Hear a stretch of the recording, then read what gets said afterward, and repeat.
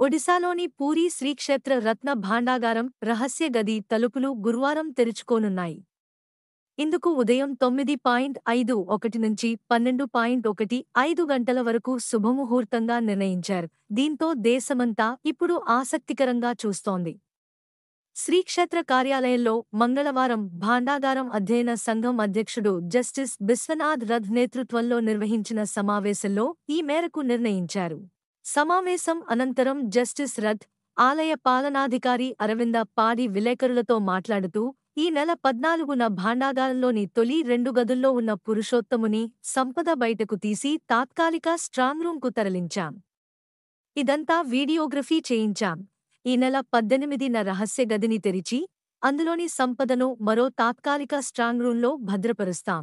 అనంతరం ఈ భాండాగారాన్ని పురావస్తు శాఖకు మరమ్మతుల నిమిత్తం అప్పగిస్తాం. పనులు పూర్తయ్యాక సంపదనంతా మళ్లీ రహస్య గదికి తెచ్చి, ఆభరణాల లెక్కింపు చేపడతామని వెల్లడించారు. రహస్య గది తెరుస్తున్న కారణంగా శ్రీక్షేత్రంలోకి గురువారం ఉదయం నుంచి భక్తుల ప్రవేశాన్ని నిలిపివేసినట్లు ఆలయ పాలక మండలి ప్రకటించింది.